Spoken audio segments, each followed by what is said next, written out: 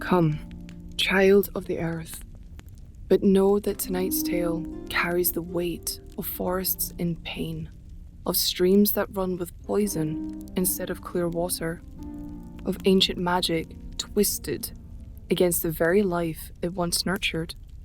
The voice that speaks to you now belongs to one who has felt the pulse of dying trees, who has witnessed sacred groves transformed into engines of destruction. This chronicle unfolds in the Misty Forest, where cathedral-like trees once rose in perfect harmony, where the boundary between our world and the Feywild allowed magic to flow like morning mist through root and branch. But corruption spreads there now. Not the random damage of careless civilization, but systematic poisoning by those who would see the natural world as mere raw material for their dark purpose. Prepare yourself for a different kind of horror, friend. Not the terror of monsters or demons, but the profound violation of watching life itself turn against its own nature. This is the Druid's Lament, a story of magical cancer metasizing through the ley lines, of seeds blessed to grow in poisoned ground, and of the moment when those who serve nature must choose between traditional wisdom and desperate innovation to save what they've sworn to protect. The Misty Forest had always been a place of balance, where ancient magic flowed through the root and branch in patterns older than human civilization, creating a sanctuary where the natural world existed in harmony with forces that most mortals could barely comprehend. The great tree rose like cathedral pillars towards a canopy so thick that noon felt like twilight, while shafts of golden sunlight created dancing patterns on the forest floor where wildflowers bloomed in impossible profusion, their colours more vivid than any painter could capture. Here, the boundary between the material plane and the Feywild grew thin, allowing magic to seep through like morning mist rising from a sacred bowl, suffusing every leaf and stone with power that had remained unchanged since the world was young. Druid Eldara Moonwhisper could feel the balance shifting. Corrupted by forces that treated the natural world as nothing more than a resource to be exploited for their dark purposes. She stood in a clearing that had once been sacred to her circle, where moonbeams danced with will-o'-wisp on summer nights and flowers bloomed out of season through the blessings of Fey magic that responded to the purest intentions of those who served the natural order. The ancient standing stones that marked this as a place of power still rose from the earth like sleeping giants, their surfaces carved with symbols that predated written language. But now, those same surfaces bore stains that spoke of unnatural influences seeping into the very heart of the forest's magic. The trees were sick, their leaves showing patches of colour that had no place in any natural cycle. Purples that spoke of corruption running deep through their root system. Blacks that would suggest death spreading from within. And worst of all, a metallic sheen that indicated magical contamination of the most virulent kind. The stream that had run clear and sweet for centuries now carried traces of residue that made her stomach turn, while the animals that should have been preparing for winter behaved with the nervous energy of creatures sensing predators that they could not identify or escape. Eldara knelt beside the defiled stream and cupped the water in her hand, allowing her druidic senses to analyse the contamination that poisoned this once pure source. What she found there was both fascinating and terrifying. Magical energies that had been deliberately introduced to serve purposes that went against every principle of natural law. This was not the random damage of careless civilization, but the systematic poisoning of natural systems by those who understood exactly what they were destroying and why that destruction served their goals. The corruption was subtle, but unmistakable to someone trained in the deep mysteries of nature magic. Each tree that sickened, each stream that carried poison, each patch of ground where nothing healthy could grow. These were not isolated incidents, but part of a coordinated assault on the very foundation of life itself. The cult of the dragon was preparing the land for something that would require the complete subjugation of the natural world, turning places of power into sources of energy that served their dark goddess rather than the balanced forces that had maintained the world's health for millennia. Her investigation had begun 3 months ago, when the Circle's sacred grove had been found withered and blackened despite showing no signs of fire or disease. The elder druids had initially suspected some form of necromantic corruption, perhaps the work of a mad wizard or a cult dedicated to one of the darker aspects of nature. But as Eldara delved deeper into the mystery, she had discovered something far more systematic and infinitely more dangerous than simple magical malfeasance. The cult was not simply destroying natural sites, they were corrupting them, turning places of power into sources of energy that served their own purposes while poisoning the surrounding landscape in ways that would take generations to heal.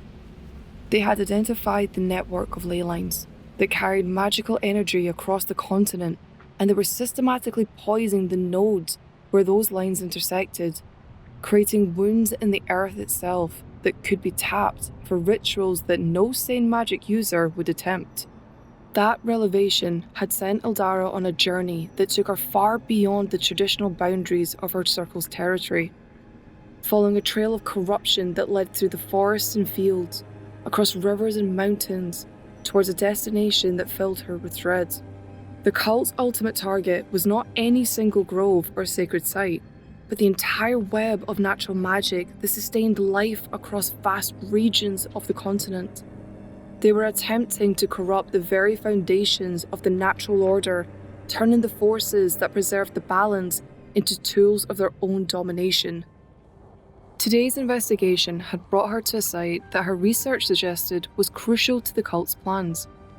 A natural amphitheatre deep in the forest's heart, where the boundaries between planes were naturally thin, allowing for magical workings that would be impossible in areas where the fabric of reality was more stable.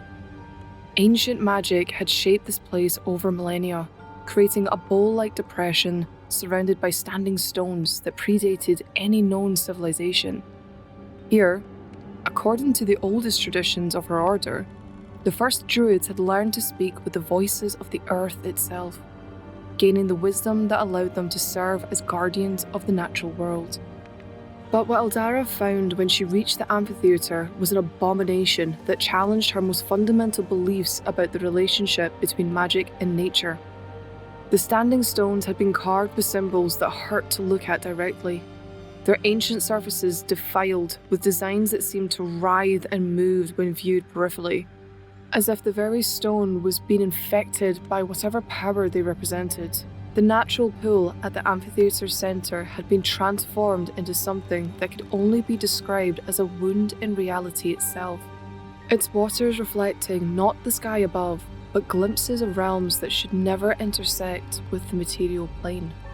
Around the corrupted pool, the cult had constructed a network of channels and basins that allowed them to direct and focus the contaminated magical energies. The precision of their work spoke of deep knowledge of natural magic, but knowledge that had been twisted toward purposes that violated every principle of harmony and balance that defined the druidic understanding of how magic should work. They had turned a place of healing into an engine of destruction, a source of life into a fountain of death, and they had done it with a kind of systematic thoroughness that suggested years of careful planning and preparation. But the most disturbing of all were the signs that this corruption was spreading. Eldara could see where streams of tainted water flowed away from the amphitheatre, carrying their poison to other parts of the forest. She could feel the disturbance in the ley lines that radiated outward from this central point, affecting natural sites hundreds of miles away. The cult had created a cancer in the heart of the forest, threatening to consume everything that she and her circle had sworn to protect. The sound of approaching footsteps forced her to seek concealment among the twisted trees that surrounded the amphitheatre. Their bark blackened and their branches gnarled by exposure to the corrupted energies that now flowed through this once sacred place. The figures that emerged from the forest depths were not the crude raiders that she had expected, but individuals whose bearing spoke of education and sophisticated understanding of magical theory. They wore robes that combined the practical needs of forest travel with ritual elements that marked them as practitioners of some form of organized magic, and they moved with the confidence of people who considered themselves masters of the forces they were manipulating.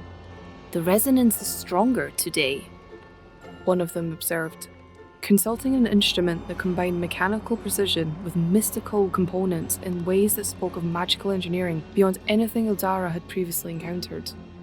"The contamination is spreading exactly as the calculations predicted. We should achieve full saturation in the northern quadrant within the next lunar cycle." "Excellent," replied another figure, this one clearly in command of the group. His voice carried the kind of authority that came with absolute certainty in both his methods and his goals. "If we maintain the current rate of expansion, we should be ready to begin the final phase ahead of schedule.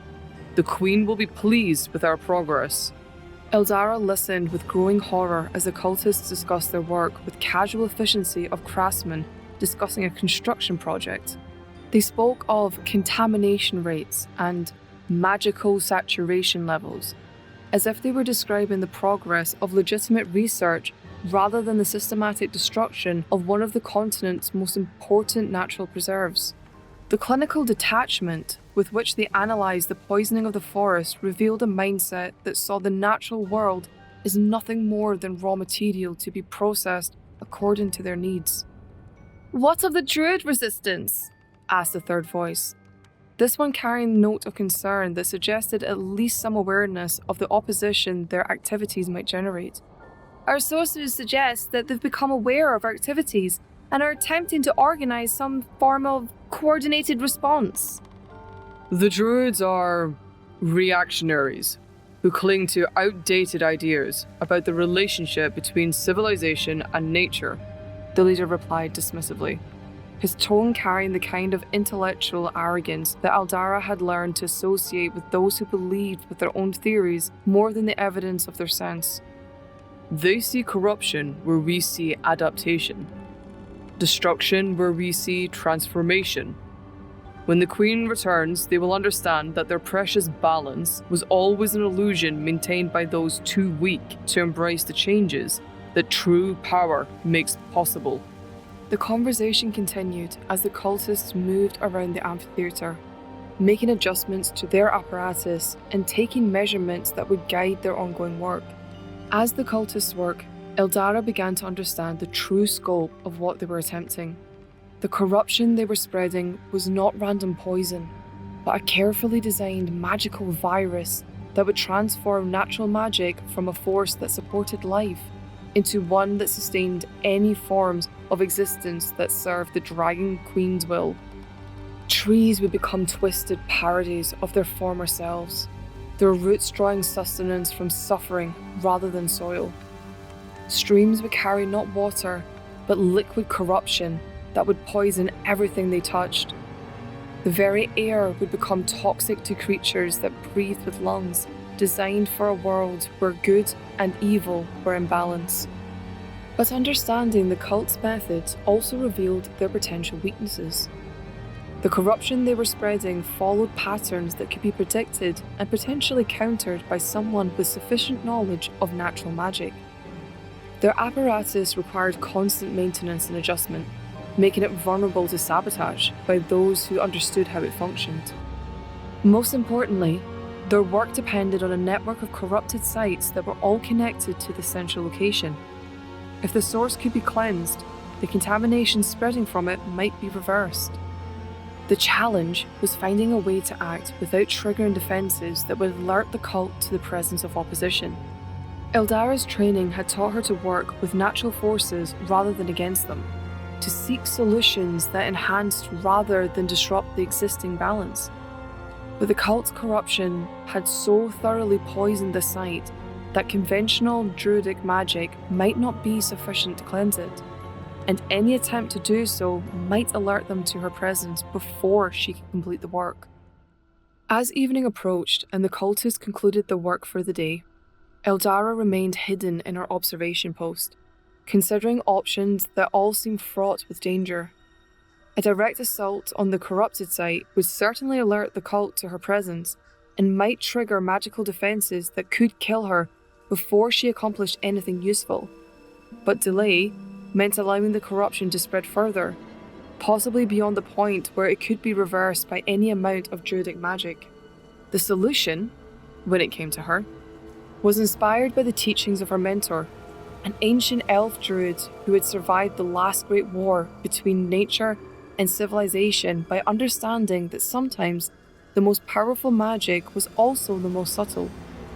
A single seed planted in the right soil at the right time can grow into a forest that reshapes the entire landscape. He had told her during one of their long discussions about the relationship between patience and action in the practice of druidic magic. Rather than trying to cleanse the corruption through brute force, Eldara would plant seeds of her own. Literal seeds, but ones that had been blessed with magical properties that would allow them to survive and even thrive in the poisoned environment the cult had created. These plants would not directly counter the corruption, but they would begin the slow process of transformation that would eventually restore the natural balance, working from within the corrupted system rather than trying to destroy it from outside. The work required her to draw upon every aspect of her training, combining botanical knowledge with magical theory in ways that pushed the boundaries of what she had thought possible. Each seed had to be individually blessed, imbued with the protective enchantments that would allow it to resist the corruption while gradually neutralizing the poison around it. The process was exhausting, requiring her to channel natural energies through her own body in ways that left her trembling with fatigue. But it also filled her with hope as she felt the seeds responding to her magic. Working by the light of the stars that seemed dimmer than usual in the poisoned air above the amphitheatre, Eldara planted her blessed seeds in carefully chosen locations around the corrupted site. Each placement had to be precise, taking into account the flow of magical energies and the patterns of corruption that the cult had established. The seeds were small and unremarkable to casual observation, but they carried within them the potential to begin a transformation that could eventually reclaim this place for the natural order. The first signs of success came with the dawn, as tiny green shoots began to emerge from the poisoned soil where she had planted her seeds. The plants were strange-looking things. Their leaves bare in patterns that seemed to shift and flow like living water. But they were growing in the ground where nothing healthy should have been able to survive. More importantly, Eldara could feel through her connection to the natural world that they were beginning to affect the magical environment around them, creating small pockets of cleaner energy that might eventually expand to encompass the entire site. As the sun rose higher, Eldara could see that her intervention was having effects beyond the immediate area where she had worked. The stream's flow seemed slightly cleaner, the air smelled marginally less of sulphur and decay, and the oppressive feeling that had hung over the amphitheatre like a funeral shroud had begun to lift ever so slightly. The work was far from complete, but it was a beginning, and that beginning filled her with determination to continue the fight. But she also knew that her work had only begun. The seeds she had planted would need time to grow and spread, and the cult would certainly notice when their carefully maintained corruption began to weaken. She would need allies, other druids who could help expand and protect the work of restoration, and she would need to find ways to counter the cult's efforts before they could complete whatever grand working they were preparing. The journey back to her circle's territory took most of the day, and Eldara used the time to consider how to present her findings to the council of elders who guided their organisation. What she had discovered would challenge many of their fundamental assumptions about the nature of the threat they faced, but it would also provide them with tools and strategies that could be used to fight back against the forces that had seemed almost impossibly powerful. The sacred grove where the council met was itself showing signs of the spreading corruption, its ancient oak trees bearing leaves that had begun to turn the wrong colours for the season. But the circle's power was strong here, maintained by centuries of careful tending and the accumulated wisdom of generations of druids who had given their lives to protecting the natural world. The very air hummed with benevolent magic that stood in stark contrast to the poisoned energies she had encountered at the corrupted amphitheatre. Elder Oakenheart listened to Eldara's report with the patient attention that marked him as someone who had learned to hear not just the words being spoken, but the deeper meanings they contained. His withered face showed no surprise at the revelation of the cult's activities, but his eyes held a sadness that spoke of long experience with the costs of conflict between the natural and unnatural forces. When she finished her account, he sat in silence for several minutes, considering the implications of what she had described. "You have confirmed what we feared. The hoax was not true," he said finally, his voice carrying the weight of someone who had lived through other times when the natural order had been threatened by forces that sought to remake the world according to their own vision.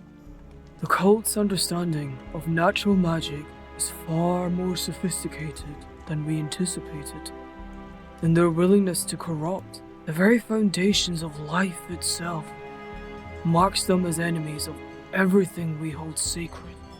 "But there is hope," Eldara insisted, her voice carrying the conviction that had driven her to risk everything in her mission to the corrupted amphitheatre.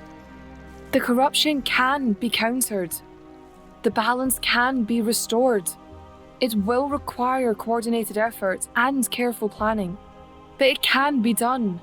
I've seen the seeds grow in poisoned ground, and I know that life has a power that no amount of corruption can completely suppress."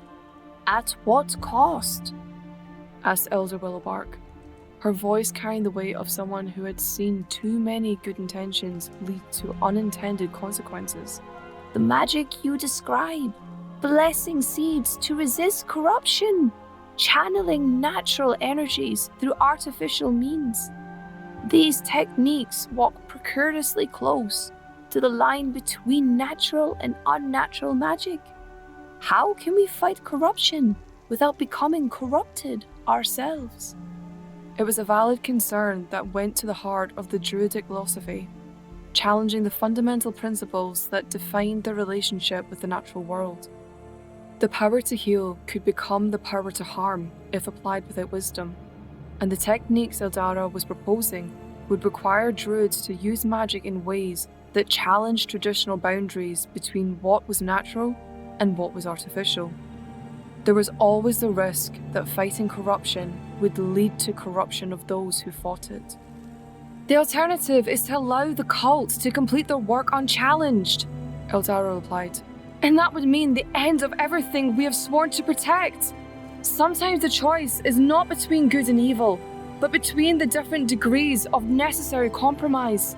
The seeds I planted are still natural, still part of the great cycle of growth and renewal. They're just enhanced to survive in conditions that would normally kill them."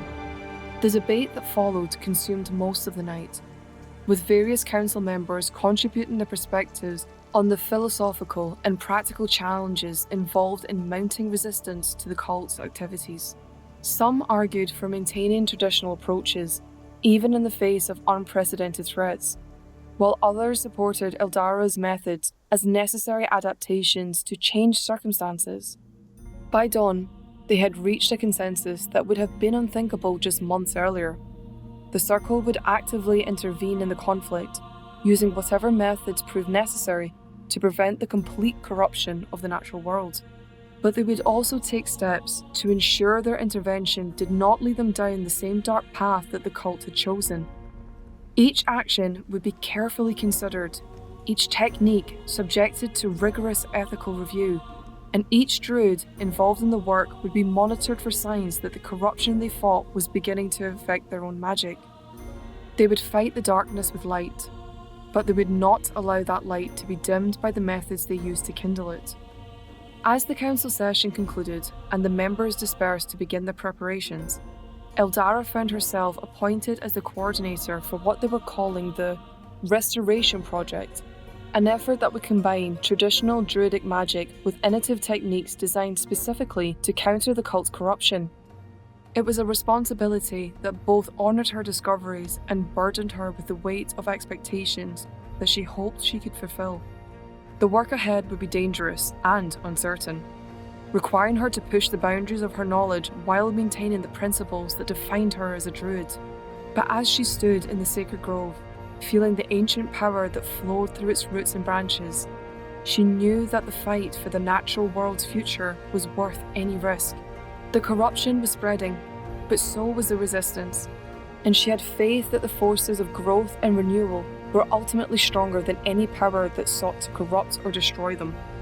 The Misty Forest still showed signs of the corruption that threatened to consume it, but now it also held seeds of hope, literal seeds that carried within them the power to heal and restore, and the metaphorical seeds of a resistance movement that would not allow the natural world to be sacrificed on the altar of one goddess's ambition. The battle between natural and unnatural forces had entered a new phase, and the outcome would determine not just the fate of one forest, but the future of the entire world. And so, this tale draws to a close. Though its echoes may linger in your dreams, the fire burns lower now.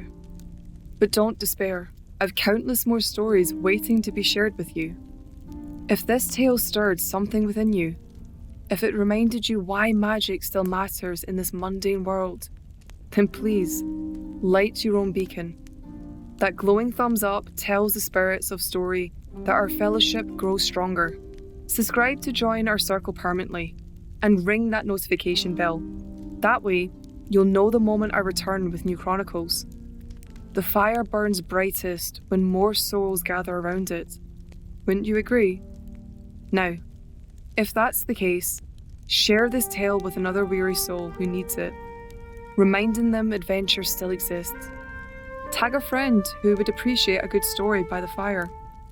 The more who believe, the more real these worlds become.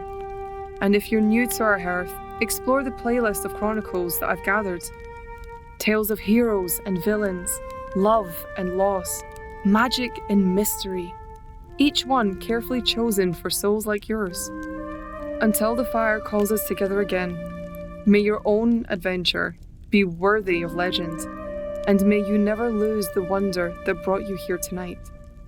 Travel or sleep well, brave soul.